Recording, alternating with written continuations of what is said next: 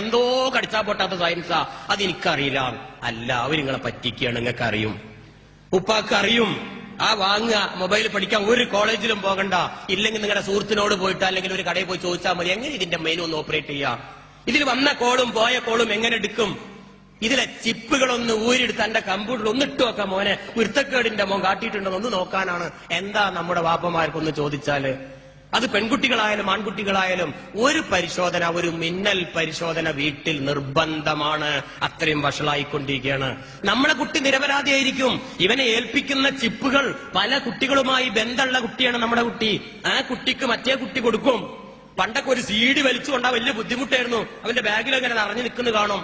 കനമുള്ള പുസ്തകമായിരുന്നു അന്നൊക്കെ, അതും ബുദ്ധിമുട്ടാണ് കൊണ്ടു നടക്കാൻ. ഇപ്പോ ഒരു വിരലിന്റെ, ഒരു നഖത്തിന്റെ 1/4 വലിപ്പമുള്ള ചിപ്പിൽ 100 കണക്കില് സീഡികൾ കൊള്ളുമെങ്കിൽ അതൊരു ബാഗിലിട്ട് ഒളിപ്പിച്ചു വെക്കാൻ ഒരു പ്രയാസമില്ല. അതുകൊണ്ട് നിങ്ങൾ നിങ്ങളുടെ മക്കളുടെ ബാഗ് പരിശോധിക്കുക. വേറെ ഒരു നിവൃത്തിയില്ല. മൊബൈലും പരിശോധിക്കുക. Multimedia phone വാങ്ങിക്കൊടുക്കരുത്. ഇൻകേസ് അവരെ കയ്യിലുണ്ടെങ്കിൽ അത് വാങ്ങി വേറൊന്ന് കൊടുക്കുക. ഇനി നാടൻ ഫോണാണെങ്കിൽ തന്നെ അതിന്റെ മെനു പരിശോധിക്കുക. വേറെ നമുക്കൊന്നും ചെയ്യാനില്ല. അതുപോലെ മൊബൈൽ, ഏതേലും മൊബൈലിന്റെ ഈ സാങ്കേതിക വിദ്യയാണ് ഞാൻ ഇത്രയും പറഞ്ഞത്. മായ്ച്ചാ മഴിയില്ല എന്ന് തൽക്കാലം മനസ്സിലാക്കുക. ഇൻകേസ് ആ മൊബൈലിൽ വല്ല ഫോട്ടോ അങ്ങനെ എടുത്തിട്ടുണ്ടെങ്കിൽ, അല്ലെങ്കിൽ ആരുടെയെങ്കിലും ഇത്ര വൃത്തികെട്ട ഫോട്ടോ ഉണ്ടെങ്കിൽ ഇനി എന്താ ചെയ്യാ? മായ്ച്ചാലും പോവില്ലെങ്കിൽ എന്താ ചെയ്യാ? ഞാൻ ഒറ്റ വാക്ക് പറയാനുള്ളത്, ആ മൊബൈൽ ഫോൺ എന്നേക്കുമായി അങ്ങോട്ട് നശിപ്പിക്കുക. ലോഡും വണ്ടിക്ക് കട്ട വെച്ച് നശിപ്പിക്കുക, പൊടി പൊടിയാക്കി ദൂരെ വലിച്ചെറിയ, ഒരു നിവൃത്തിയില്ല. അതല്ല, കുറച്ചും കൂടി ബുദ്ധിയുള്ള മക്കളാണെങ്കിൽ ഓർക്കുക, എടുക്കുന്ന ഫോട്ടോ അങ്ങനെ വല്ലതും നിർബന്ധമാണ് നിങ്ങൾക്ക് എടുക്കുന്നതെങ്കിൽ എടുക്കുമ്പം മെമ്മറി കാർഡ് പറഞ്ഞ ചിപ്പിൽ സ്റ്റോർ ചെയ്യുക. മൊബൈലിന്റെ ഉള്ളിലാവരുത് അത്. എന്നിട്ട് ആ ചിപ്പ് എടുത്ത് നശിപ്പിക്കുക. മൊബൈൽ ആർക്കും കൊടുക്കുക. പക്ഷെ അത് ഉറപ്പാക്കണം, അത് മൊബൈലിലാണോ ചിപ്പിലാണോ എന്ന് വിവരം വേണം. അതല്ല ഒരു 10,000 20,000 വിലയുടെ ഫോണാണെങ്കിലോ നശിപ്പിക്കുക എന്ന് പറഞ്ഞ സങ്കടമല്ലേ? എങ്കിൽ അങ്ങനെ എന്നേക്കുമായി നശിപ്പിക്കുന്ന എഞ്ചിനീയർമാരും വന്നിട്ടുണ്ട്. ആ ഫോൺ അങ്ങോട്ട് കൊടുത്താൽ അതിനുള്ളിൽ മുഴുവനും കണ്ണടച്ചിട്ട് നശിപ്പിച്ചു തരും. അതിന്റെ സോഫ്റ്റ്വെയറും ഇറങ്ങിയിട്ടുണ്ട്. അങ്ങനെ അത് ചെയ്യാം. എന്നിട്ട് അത് റീയൂസ് ചെയ്യാം. പക്ഷെ അതിന് ഒരു ദിവസത്തോളം സമയം വേണം. 5,000 രൂപയുടെ ഫോണാണെങ്കിൽ ഒരു 10,000 കൊടുക്കേണ്ടി വരും. പിന്നെന്തിനാണ് ആ ഫോൺ അങ്ങനെ ചെയ്യണം? അത് നശിപ്പിക്കുന്നതല്ല നല്ലത്. അത് നിങ്ങൾ ചിന്തിക്കുക. അല്ലാതെ മറ്റൊരു മാർഗവും അതിനില്ല. തൽക്കാലം ആ മൊബൈലിനെ കുറിച്ച് നിങ്ങൾ അങ്ങനെ മനസ്സിലാക്കുക. വളരെ വേഗത്തിൽ എനിക്ക് ഇനി പറയാനുള്ളത് കമ്പ്യൂട്ടറിനെ കുറിച്ചും ഇതേപോലെ ഒരു ദുരന്താണ് പറയാനുള്ളത്.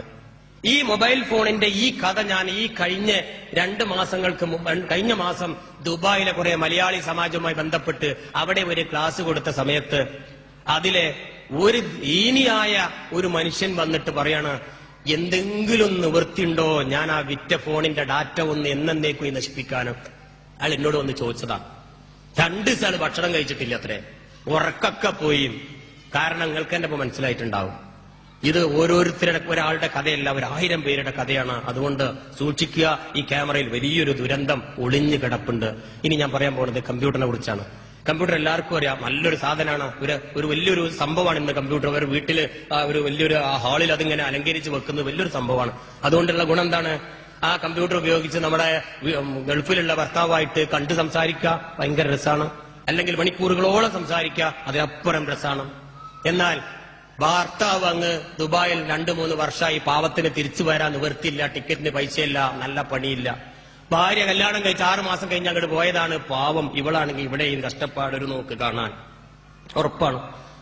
അപ്പം ഇവരെന്ത് ചെയ്യും? ഭർത്താവ് പോകുമ്പോ തന്നെ ഒരു ക്യാമറ ഒക്കെ വെച്ചുകൊടുത്ത് ഒരു വീഡിയോ കോൺഫറൻസിങ് ഒരു ക്യാമറ ഒക്കെ വെച്ചുകൊടുത്തു, അങ്ങ് കണക്ട് ചെയ്ത് അദ്ദേഹം പോയിട്ടുണ്ട്. അല്ലെങ്കിൽ പൈസ ഫോൺ ചെയ്ത് അയച്ചു കൊടുത്ത് അത് സെറ്റ് ചെയ്തു, അടുത്തൊരു എഞ്ചിനീയർ വന്ന് സെറ്റ് ചെയ്ത് കൊടുക്കും, അതും റെഡിയാ. ഇനി ഇവര് കണ്ട് സംസാരിക്കാം. മാന്യ സുഹൃത്തുക്കളെ, ഒരു കാര്യം ഓർക്കുക, ഇങ്ങനെ കണ്ട് സംസാരിക്കാൻ ഏത് കമ്പനിയാണ് നിങ്ങൾക്ക് ലൈസൻസ് തന്നത്? ഒരു കമ്പനി തന്നിട്ടില്ല, സൗജന്യമായിട്ട് തന്നിട്ടുള്ളൂ, ലൈസൻസ് അല്ലാതെ. ഇന്റർനെറ്റിലെ ഒരു വീഡിയോ കണക്ട് ചെയ്ത്, ഒരു ക്യാമറ കണക്ട് ചെയ്ത് കണ്ടുകൊണ്ട് ഭർത്താവുമായി മറ്റ് റിമോട്ടായി സംസാരിക്കാൻ സൗജന്യമായി തന്ന ഇമെയിൽ ഉണ്ടാക്കുമ്പോ, സൗജന്യമായി തരുന്ന സമയത്ത് അതിന് കുറച്ച് ചോദ്യങ്ങളുണ്ട്. അത് ആരും വായിച്ചു നോക്കൂല. അവസാനം 4 പേജ് കഴിഞ്ഞിട്ട് അതിന്റെ താഴെയുണ്ട് യെസ് ഐ ആം എഗ്രി എന്നൊരു കുത്ത്. മൗസ് കൊണ്ടൊന്ന് കുത്തണം. യെസ് ഞാൻ എഗ്രി, ഞാൻ ഉറപ്പിച്ചു, എനിക്ക് സമ്മതമാണ് എന്നൊരു സൈൻ ചെയ്ത് ഒപ്പുണ്ട്. അത് വായിക്കാതെ ഒപ്പിടല്. കാരണം വെറുതെ കിട്ടുന്ന സംഭവമാണെങ്കിൽ നമ്മൾ ഒപ്പിടുമല്ലോ. ഒരാൾക്കിട്ട് വെറുതെ തരല്ലേ, എന്റെ അടുത്ത് ഇങ്ങോട്ട് ചോദിക്കല്ലോ. ഫ്രീ ആയിട്ട് എനിക്ക് തരത് ഒപ്പിടണം എന്ന് പറഞ്ഞാൽ ഒപ്പിട്ട് കൊടുക്കും. 4-5 പേജ് വായിക്കാനുള്ള ക്ഷമയൊന്നും മനുഷ്യന്മാർക്കില്ല. എന്താണ് ആ എഴുതിയതെന്നറിയോ? നിങ്ങൾ ഇതിലൂടെ ക്യാമറയോ മറ്റോ അയക്കുന്ന വീഡിയോ ചിത്രങ്ങളും ശബ്ദ ചിത്രങ്ങളും മറ്റ് നിങ്ങളെ വിലപിടിപ്പുള്ള ഡാറ്റകൾ ഒരു ഗ്യാരണ്ടി ഇല്ലട്ടോ. Yes, I am agree. രണ്ടാമത്തത് എന്താ പറയുന്നത് അറിയോ? നിങ്ങൾ ഇതിലൂടെ അയക്കുന്ന ഡാറ്റകൾ ഞങ്ങൾ കോപ്പി അടിച്ച് വിൽപ്പന നടത്തും, അതിന് സമ്മതമാണോ? സമ്മതമാണ്. മൂന്നാമതൊരു ചോദ്യം കൂടി ഉണ്ട്. ഇനി ഇതിലുണ്ടാകുന്ന വല്ല കേസോ കോടതിയോ ഞങ്ങളല്ല ഉത്തരവാദി, നിങ്ങളാണ്, അതിന് സമ്മതമുണ്ടോ? സമ്മതമുണ്ട്. എത്തി ഒപ്പിട്ട്. ഇപ്പൊ കേസും ഞാനാണ്, കോടതി ഞാൻ തന്നെ, എന്ത് ചെയ്തോളും എല്ലാ സമ്മതവും കൊടുത്തു. നമുക്ക് വീഡിയോ ക്യാമറ വെച്ച് തന്നു കേട്ടോ. ഇപ്പൊ ഗൂഗിൾ എർത്തോ നാസയോ മൈക്രോസോഫ്റ്റോ ആരുമല്ല, നിരപരാധികളാണ്. കുഴപ്പം മുഴുവൻ ആരടുത്ത്? സൗജന്യമായി കിട്ടിയ എന്റെ അടുത്ത്, അഥവാ നമ്മുടെ നാട്ടിലെ പാവം ഈ സ്ത്രീ, ഇവളെടുത്ത്. ഞാൻ കഥയാക്കി പറയണം. ഇപ്പൊ ഇവളാണ് അതിന്റെ ഉത്തരവാദി. ഒപ്പിട്ടു. ഓക്കെ. ക്യാമറ വെച്ച് ഭർത്താവായി കണ്ട് സംസാരിച്ചു, റാഹത്തായി. കാരണം വർഷങ്ങളായി പാവത്തിനെ കണ്ടിട്ടില്ല, ഇപ്പൊ ഒന്ന് കണ്ടു. ഭയങ്കര സംഭവമാണ്. രാത്രി 12 മണി കഴിഞ്ഞു, എല്ലാവരും കിടന്നുറങ്ങി. നല്ലൊരു റൂമിൽ, അടച്ചുറപ്പുള്ള റൂമില് മക്കളൊക്കെ ഉണ്ടെങ്കിൽ അവിടെ കിടന്നുറങ്ങി, ഉപ്പയുമ്മയൊക്കെ കിടന്നുറങ്ങി. ഭർത്താവ് അങ്ങ് അവിടെ, ഭാര്യ ഇവിടെ. കാട് കടന്ന് സംസാരിച്ചു. പറയാ, ഇത് സംഭവിച്ച കഥ കേട്ടോ, പച്ചയായി ഞാൻ പറയുന്നത്. എന്റെ പെങ്ങന്മാരും ഉപ്പമാരും മുമ്പിൽ ഇത് പച്ചയായി പറയുന്നത്. ഉള്ളിന്ന് തട്ടിയിട്ട് എന്നെ കണ്ടതാണ്, ഇത് അനുഭവിച്ചത്. അതുകൊണ്ട് പറയാം. എടി, ആ ക്യാമറ ഒന്ന് താത്തിപ്പിടിക്ക്. ഭർത്താവല്ലേ, ഹലാലായ ഭാര്യയല്ലേ, ഒന്ന് താത്തിപ്പിടിക്കാൻ പറഞ്ഞു.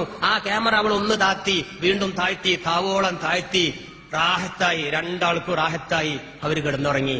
പാവം ഈ കുട്ടികൾ അറിയുന്നുണ്ടാ ആയിരക്കണക്കിന് ആൾക്കാർ ഇതിന്റെ ഫോട്ടോ കോപ്പി എടുത്തിട്ടുണ്ടെന്ന്? വെറുതെ തന്നതല്ലേ? നമ്മൾ പറഞ്ഞില്ലേ, ഇതിലൂടെ അയക്കുന്ന ഓരോ വീഡിയോ ചിത്രങ്ങളും ഞങ്ങൾ കോപ്പി അടിക്കും, ഞങ്ങൾ വിതരണം ചെയ്യും. ഇന്റർനെറ്റിൽ $10, $50 വരെ അഭിനയിക്കാത്ത ഒറിജിനൽ ചിത്രങ്ങൾ വാങ്ങാൻ ആളുകൾ, ചെറുപ്പക്കാർ ക്യൂ നിൽക്കുകയാണ് എന്ന്. ഈ ബിസിനസിന്റെ തന്ത്രത്തുകൊണ്ടല്ലേ ഇവരിത് സൗജന്യമായി കൊടുത്തത്.